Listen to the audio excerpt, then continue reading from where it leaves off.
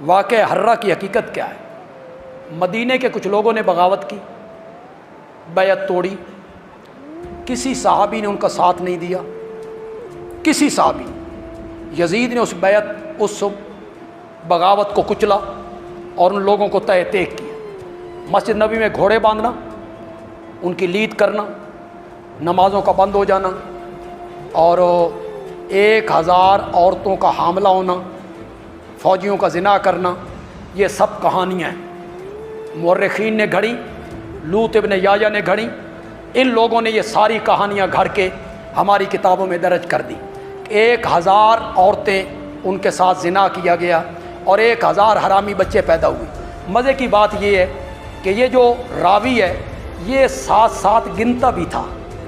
کیا حرہ ہوا ہے، لیکن جو بتایا جاتا ہے 700 عورتوں کے ساتھ غلط کاری کی گئی، 1000 صحابی شہید کر دیے گئے، گھر لوٹ لیے گئے، یہ وہ ہوا، یہ بالکل غلط ہے، جھوٹی باتیں۔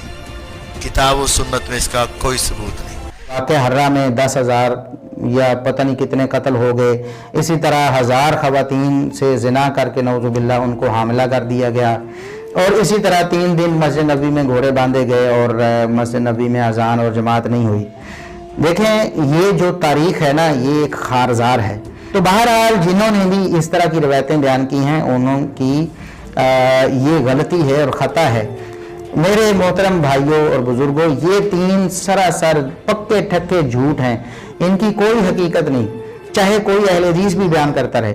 اس کے بعد واقعہ حرہ بھی ہوا، جو واقعہ کربلا سے بھی بعض اعتبارات سے زیادہ بھیانک اور زیادہ گھناؤنا واقعہ بنو امیہ کی تاریخ ہے، جس کو لوگ جانتے ہی نہیں۔ مدینے کے کچھ لوگوں نے بغاوت کی اور انہوں نے اس کے خلاف فوج بھیجی، اور فوج کو جب مدینہ فتح کر لیا 3 دن کے لیے حلال کر دیا، جو چاہو کرو، یہاں جسے چاہو مارو، جسے چاہو لوٹو، جس کا گھر چاہو برباد کرو، جس عورت کو چاہو ریپ کرو۔ اور یہ مدینہ النبی کے اندر ہوا۔ تو کاٹ کھانے والی ملوکیت کے اندر بہت سے واقعات ہوئے کہ جب حضرت حسین کو شہید کیا گیا تو ظاہر امت میں کوہرام مچ گیا، تو جن لوگوں نے تلوار کے زور پر بیعت کی ہوئی تھی، دبے ہوئے تھے، وہ بھی میدان میں اترے۔ انہوں نے کہا کہ ہم یزید ابن معاویہ کی بیعت توڑ کے اس کو پھینک دیتے ہیں۔ سب سے پہلے اہل مدینہ نے بغاوت کی، اور صحیح مسلم میں کتاب الامارہ چیپٹر میں موجود ہے یہ چیز، امارت کے بیان والے چیپٹر میں، صحیح مسلم کے اندر۔ اور جب بیعت توڑی تو ظاہر ہے کہ پھر یزید کو غصہ آیا، اس نے پھر فوج اپنی بھجوائی اور اس نے اہل مدینہ کے اوپر جو ہے وہ چڑھائی کر دی۔ 3 دن تک مدینہ تو رسول کو حلال ٹھہرا لیا کہ وہ حضرت عثمان غنی رضی اللہ تعالیٰ عنہ جنہوں نے شہادت گوارا کر لی، لیکن مدینہ میں اپنے دفاع میں تلوار نہیں اٹھنے دی کہ مدینہ تو رسول میں میری وجہ سے خون نہ گرے۔ اس یزید ظالم شخص نے مدینے پر حملہ کروایا اور قتل عام مسلمانوں کا کروایا۔ صحیح بخاری میں کتنی حدیثیں میں ان کے حوالے دے دیتا ہوں۔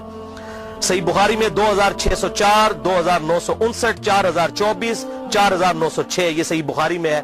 صحابہ کا قتل عام کروایا۔ یہ کہتے ہیں صحابہ کے گستاخ، اور جنہاں دے چمچے ہونا سب تو بڑے گستاخ او جے صحابہ دے، جنہاں نے صحابہ نو قتل کیتا جے۔ گالی دینا تے چھوٹا جرم ہے، قتل کروانا بڑا جرم ہے، اور گالی بھی میں نے بتا دیا انہوں نے شروع کروائی ہوئی ہے۔ یہ ساری بدعتیں بنو امیہ کی شروع کی ہوئی ہیں، ممبروں پر حضرت علی پر لعنت کرنا اور صحابہ کو قتل کرنا۔ اور صحیح مسلم میں 3339، 3319، 3323 سے لے کر 3333 تک یہ 15-20 احادیث ہیں جن کا لب لباب یہ ہے کہ آپ صلی اللہ علیہ وسلم نے ارشاد فرمایا، جس نے اہل مدینہ کو ڈرایا، اہل مدینہ کو دھمکایا، یا مدینہ میں بدعت کو جاری کیا، مدینے والوں پر ظلم کیا، اس پر اللہ کی لعنت، اللہ کے فرشتوں کی لعنت اور تمام لعنت کرنے والوں کی لعنت۔ کہتے ہیں یزید پر لعنت نہ کریں، ہم کسی کلمہ گو اہل قبلہ کے اوپر لعنت کے قائل نہیں ہیں۔ آپ صلی اللہ علیہ وسلم نے ہمیں منع کیا ہے، لیکن اس کا یہ مطلب نہیں کہ وہ لعنت کا اہل نہیں ہے۔ لعنت خود بخود ہو جائے گی۔ قرآن میں آیا لعنت اللہ علی الکاذبین، جھوٹوں پر اللہ کی لعنت۔ آپ میرے سامنے واضح جھوٹ بولیں، میں آپ کو لعنتی پھر بھی نہیں کہہ سکتا، حالانکہ آپ لعنت کے مستحق ہو رہے ہوں گے، جھوٹ بول کے خود بخود مستحق ہوں گے لعنت کے۔ اسی طریقے سے سورہ محمد کی آیت نمبر 22 اور 23 میں آتا ہے، جو لوگ فساد فی الارض کرتے ہیں، زمین میں قتل نہ حق کرتے ہیں، ان پر اللہ تعالیٰ کی لعنت ہوتی ہے. تو قرآن میں لعنت آئی ہے ظالموں کے اوپر, تو ہمیں تو بھیجنے کی ضرورت ہی نہیں, خود بخود جسے فٹ اسے گفٹ, جو ایسا کام کرے گا وہ خود لعنت کا مستحق ہو جائے گا. ہم کیوں لعنت بھیجیں, وہ خود بخود لعنت کے مستحق ہو گیا. وَلِعَاذُ بِاللَّهِ تعالی. اور اسی واقعہ, اس کو واقعہ حرہ کہتے ہیں, جس میں اہل مدینہ کو لوٹا گیا. اور یہاں تک کہ حافظ ابن کثیر جو آخری درجے تک اہل شام کا دفاع کرتے ہیں, لیکن یہاں پر وہ بھی تڑپ اٹھے اور انہوں نے کہا کہ یہ یزید نے جو ظلم ڈھایا, 1000 صحابیات اور تابعیات بغیر شادی کے حاملہ ٹھہری, زنا کیا یزید کی فوجوں نے. 3 دن تک مسجد نبوی میں گھوڑے باندھے, وہاں پر پیشاب کرتے رہے اور مسجد نبوی میں نماز نہیں ہوئی.